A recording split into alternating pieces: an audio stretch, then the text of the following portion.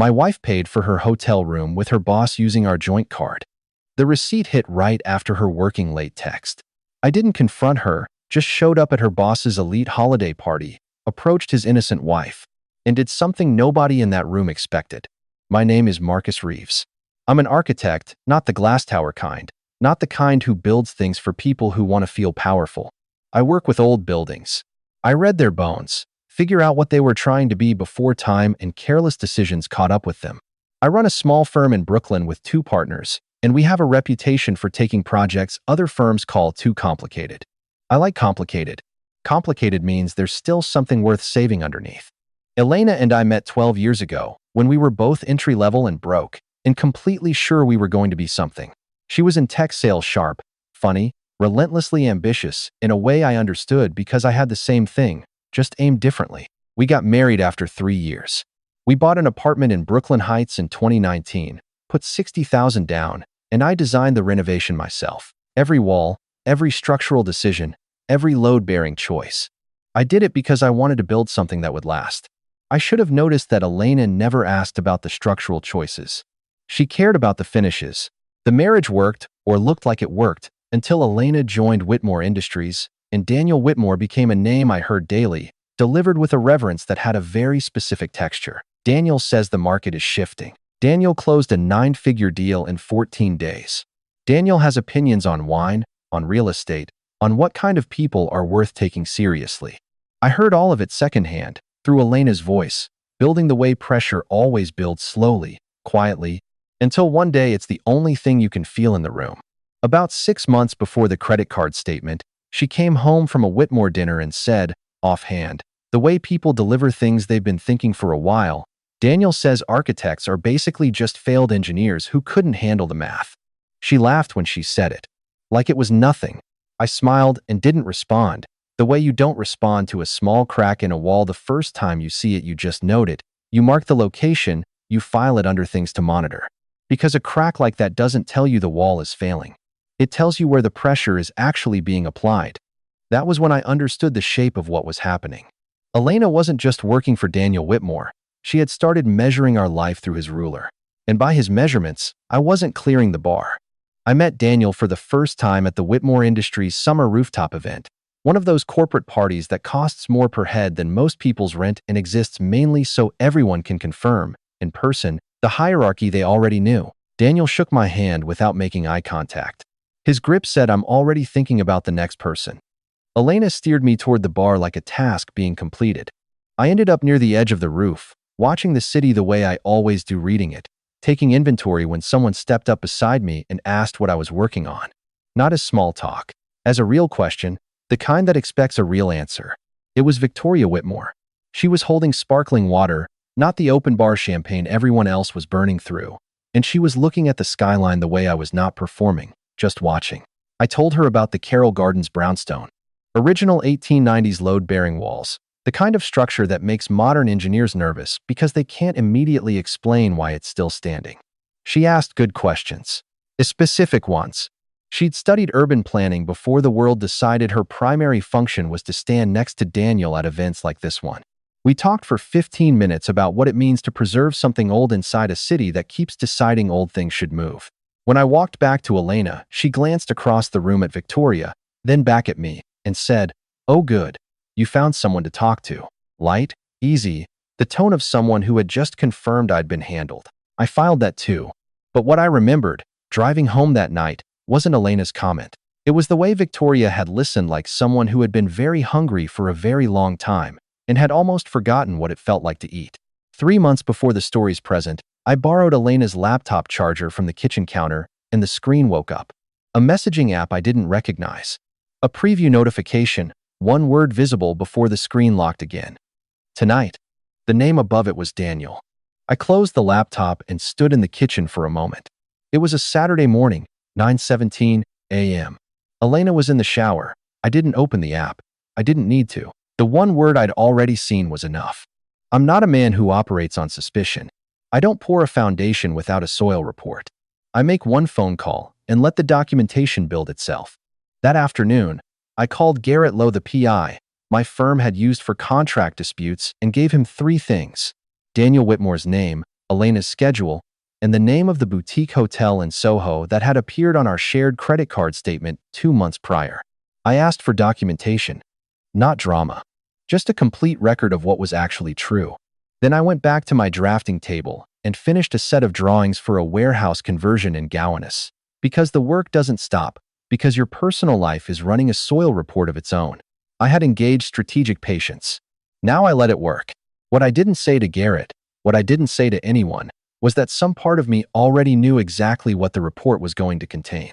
I'd been reading that particular fault line for months. I just needed the paperwork to catch up with what the structure had already been telling me. The PI's name was Garrett Lowe. I'd used him twice before on contract disputes. He delivered on a Thursday morning manila folder, 14 photos, a typed log with dates and cross-references. He handed it to me in the parking garage beneath my office and said, "It's thorough." That was all. 14 photos. 12 showed Daniel Whitmore entering or leaving the same boutique hotel on Mercer Street. Same hotel, different dates, the practiced ease of a man who had stopped being careful. 4 of those 12 showed Elena's car at the curb during times she told me she was at the office. The log listed 6 visits across 10 weeks, each cross-referenced against her stated schedule, each one matching a working late text or a client call running long. The $347 charge appeared on line 7. Tuesday, 3 months prior, 7:43 p.m. Elena's car was in the photo taken at 7:51 p.m. She had been very punctual. Then I got to the last 2 photos. A woman I didn't recognize, entering the same hotel on a Thursday 2 weeks prior. Daniel's hand on the small of her back. The PI's note read, "Subject present with separate individual." Not Elena R.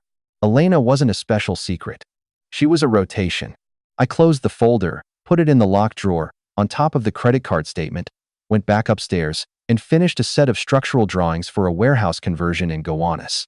That evening, I called my attorney, Reed Calloway, and told him I needed to restructure my equity stake in the firm into a separate LLC, something I'd been considering for other reasons, I said. Reed asked no follow-up questions. That was why I used Reed.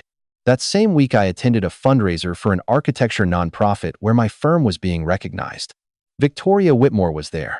Alone. She was standing near the back wall with a drink she wasn't really touching, watching the room with the patient expression of someone who had learned to be decorative at events and made a private peace with it. I almost didn't approach. Then she saw me and crossed the room first. She mentioned Daniel had a dinner. Said it the way you mention weather, matter of fact, slightly distant, not quite looking at me when she said it. I noticed the pause that followed, the specific shape of a pause that has nothing to do with a dinner. We talked about the Carroll Gardens brownstone for 40 minutes. She remembered details from the rooftop party months earlier, the 1890s load-bearing walls, the question about preservation. She had thought about it between then and now. I found that more disorienting than I expected. Walking back to my car, I kept turning over that pause. I'd seen its equivalent in buildings, the moment just before a stress fracture becomes visible on the surface. The pressure had been there long before anyone admitted it. She said she hoped we'd run into each other again. Standing in the cold, keys in my hand, I realized I hoped exactly the same thing, and that the feeling had nothing to do with Daniel Whitmore, and everything to do with what it meant to be seen by someone who was actually looking. Elena started bringing home expensive wine. Not the kind we usually kept, the reliable $12 bottles from the place on Atlantic Avenue we'd both agreed were perfectly fine for a Tuesday. These were $40, $50. A Burgundy one night, a Barolo the next. She set them on the counter with a casualness that was slightly too studied, the way you place something when you want it noticed but don't want to seem to want that. The week after the wine, she suggested Costa Rica. Showed me resort photos on her phone, scrolling with presentation energy, curated, confident, closing the deal. I said it sounded nice. I meant it to sound like nothing. I watched her the way I watch a building compensating for a crack. When a structure develops a fault, the load doesn't disappear, it redistributes. Adjacent columns carry more than they were designed for. They perform. From the outside, everything looks fine. Better than fine, even. That's exactly how you know something is wrong. Elena was warm in the mornings when she had never been a morning person. She texted small things from the office, a lunch photo, a joke about a colleague. She brought up repainting the living room. She was, with considerable discipline and very little self-awareness, building the appearance of a marriage that was working perfectly, in direct proportion to how badly it wasn't. I didn't confront her. I noted it, filed it, and kept going. What I kept returning to, more than Elena's performance, was a phone call I'd received 3 weeks after the fundraiser. It came on a Wednesday afternoon. Victoria was direct and slightly formal in the way of someone unaccustomed to making calls for herself. She explained she owned a 1920 stone house in Connecticut, inherited from her grandmother, and had been looking for the right firm to consult on a restoration. She'd thought of me. She hoped that wasn't strange. I told her it wasn't strange at all and pulled up a blank project sheet. The call ran 40 minutes. I asked her what she wanted the house to feel like when the work was done, not what to change, but what to keep. She went quiet for a moment, the real kind of quiet, and then said she wanted it to feel like it had always been there. Like it belonged to the land, and not just to whoever happened to own it at the time. I wrote that down verbatim. She mentioned the property was in her name, inherited before the marriage, title kept separate. Said it offhand, not as a legal point, just context. I noted it the way I note structural details that seem minor until they turn out to matter enormously. Near the end, she laughed once at something I said about original stone walls, how you have to work with the material instead of against it. Then she said, quietly, "Nobody has asked me what I actually want in a very long time." She said it lightly. It landed like something true being said out loud for the first time. After I hung up, I sat with it for a moment. Elena downstairs with her burgundy and her vacation brochures. Daniel Whitmore in that rooftop room, already thinking about the next person. I thought about what it costs to go unseen by the one person who is supposed to be paying attention. Then I opened my project folder, labeled a new file Whitmore, CT, restoration consultation, and went back to work. Strategic patience, I reminded myself, looks exactly like a normal Thursday afternoon. 2 weeks before the Whitmore holiday party, Elena told me she was flying to San Francisco. A work summit, she said. Thursday through Sunday. She mentioned it over dinner on a Monday, the tone of someone announcing something already decided, not a conversation, just information delivered between bites. She had a whole structure around it. The conference name, the hotel she'd already booked, the colleague she'd be presenting with. It was detailed. It was smooth. It was the kind of lie that only gets that smooth through repetition. I waited until she was upstairs, opened the airline app we shared for travel points, and pulled up her booking. The flight was real. Thursday morning, JFK to SFO, seat 14A, her name on the reservation. I set my phone down and sat with that for a moment. She'd booked a real flight. She just never got on it. I called Garrett Lowe that evening. By Friday afternoon, his message came through 2 photos, a brief note. Elena and Daniel were at a boutique hotel in Hudson, New York, 2 hours north of the city, not 3,000 miles west. Daniel's car in the lot. Elena's weekend bag visible through a ground floor window, the one she'd packed while I watched a documentary in the next room. The hotel was the kind of place that names itself after a feeling and understands its clientele well enough not to ask questions. I looked at the photos once. Then I called Reed Calloway. I told him the folder was ready to move. He asked if I was sure. I said I'd been sure for 6 weeks. I was just waiting for the documentation to finish itself. I sent everything to his office that afternoon, encrypted. Reed confirmed what I already knew. The LLC restructuring had cleared on December 8th. Everything I'd built, the equity, the client relationships, the Carroll Gardens contract about to close, sat in a separate legal structure with no connection to the marriage. Clean lines. No shared load. That was December 12th. The party was December 15th. Before I closed the laptop, I did something I do at the end of every project phase. I laid out the complete drawing set. Not for Reed. For myself. Every receipt in sequence, every date confirmed, every detail locked. The credit card statement from October. The Mercer, Soho, $347.22, Tuesday, 7:43 p.m., tasting menu for 2. The Signal app preview I'd seen on Elena's screen in September, 1 word, tonight, visible before the screen went dark. The PI's first folder in November, 14 photos, the 6-visit log spanning 10 weeks. Elena's car matched against 12 working late texts. The note at the back of the folder, subject present with separate individual. Not Elena R. Because Elena was not the only one. She was just the current one. And now the Hudson photos. Friday afternoon, her weekend bag in the window, a hotel 2 hours north of a conference she was supposedly attending on the other side of the country. Every fault line mapped. Every stress point documented. Every load path accounted for. I had everything I needed. All I was waiting for was the right room. I closed the laptop and poured myself a glass of the $12 wine from the place on Atlantic Avenue. Elena had stopped buying that kind weeks ago, somewhere around the time the burgundy started appearing. I sat in the kitchen in the quiet and let myself think about what Thursday night was going to look like. Not loud, not dramatic, just present, just true. 3 days. I want to be clear about something. I did not go to that party with a speech prepared. No moment planned, no line rehearsed. I am an architect. I design for structural integrity, the kind that holds quietly, for a long time, while everything around it stands or falls on its own terms. What I had, walking into the Whitmore Industries holiday party on December 15th, was this. Reed Calloway with the complete folder in his office. The LLC transfer finalized on December 8th. The Carroll Gardens contract signed under the new entity. And an invitation that had come, not through Elena, but through Victoria, a personal email. 3 lines, professional and warm. She hoped I'd be there. She'd been looking forward to continuing the conversation.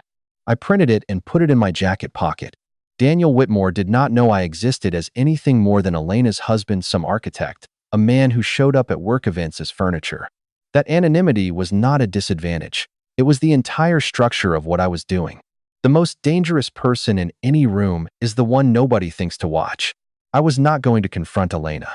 Not going to pull Daniel aside with the folder, make a scene in his own penthouse in front of his own guests.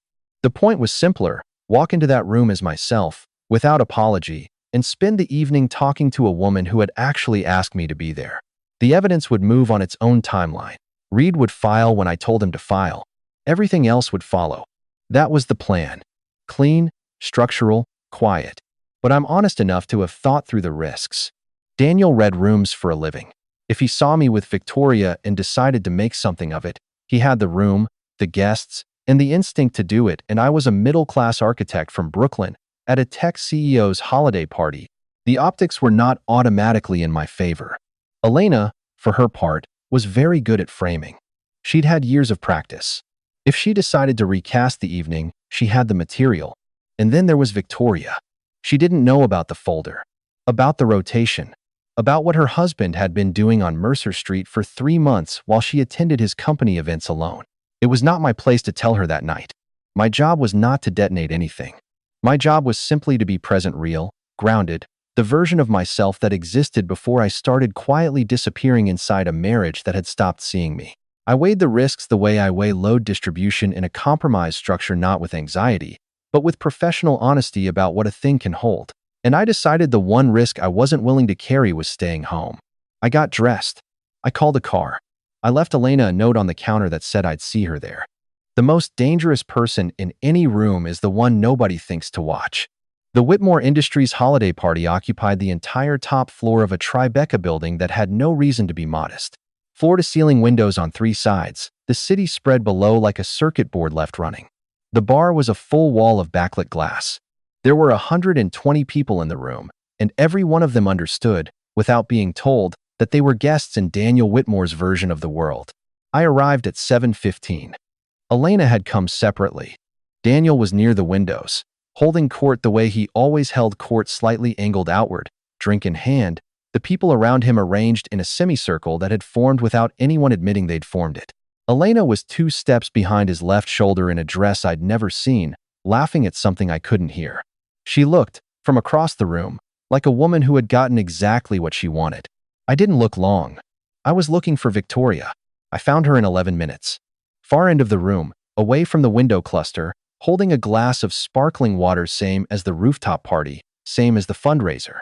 She saw me at the same moment, and her expression did the thing it always did, settled, like something that had been slightly off balance, quietly correcting itself. "You came," she said. "You invited me," I said. We found a corner near the far windows, and the conversation opened the way it always did between us, without warm-up, without the social maintenance that passes for conversation at events like this.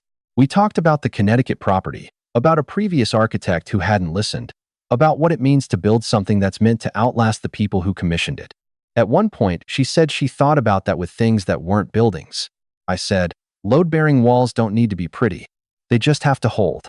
She looked at me for a long moment, not performing, not filling silence, just present, the way she always was, actually there, in a room full of people who were somewhere else entirely. That was when Daniel appeared. He crossed toward us with a drink and a smile calibrated for public consumption and put his hand on Victoria's back in the way that says this is mine without using words. She went perfectly, carefully still. Marcus. He said my name like he'd looked it up recently.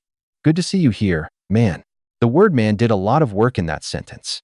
Great party, I said. He glanced between Victoria and me, with the alertness of someone who has just noticed something in a room he thought he'd fully mapped. Victoria told him we'd been discussing the Connecticut property. He said, right. The architect thing. Then he looked at me with a smile that was doing its best and said, you two have a good night, and began to turn away. I said, I was just telling Victoria that the load-bearing elements in any structure are usually the ones nobody thinks to document. He stopped, processed it, looked for the edge, and didn't quite find it. His smile held, but something had shifted, a small rebalancing of weight, invisible to everyone else, entirely legible to me. Elena appeared at his shoulder. She had tracked him across the room, staying in his orbit. She saw me. Her eyes moved from my face to Victoria's and back, and her expression did something I had seen once before in a brownstone I'd surveyed, the moment I pressed a wall that looked solid and felt the give underneath. Surface intact. Structure already failing. Marcus, she said.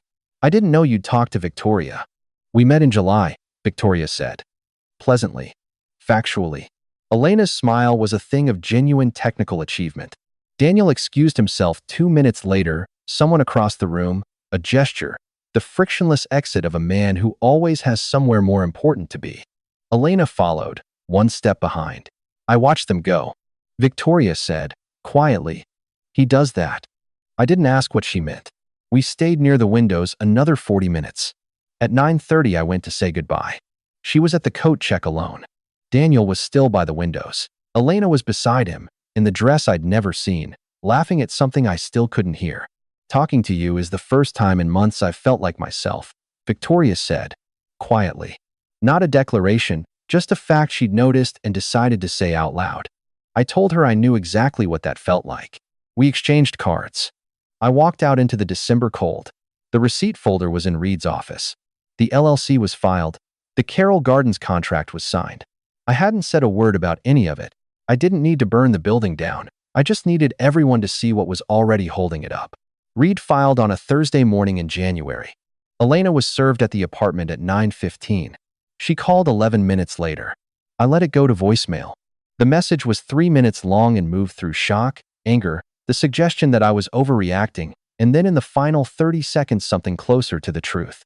A voice I hadn't heard from her in years, stripped of the performance.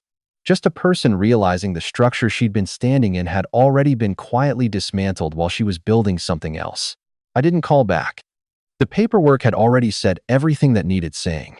The discovery process pulled the full record into the light, the PI report, the hotel logs, the receipts, the Hudson photos. Daniel's involvement became a matter of legal record, including the portions that had nothing to do with Elena. I was careful never to be part of how that information reached Victoria. I didn't need to be. I simply made sure Reed understood what the complete record contained and let the process work the way processes work when the documentation is thorough. Victoria had her own attorney by February. What became of Elena and Daniel I know only in outline, the way you know about failures in buildings you no longer have reason to inspect.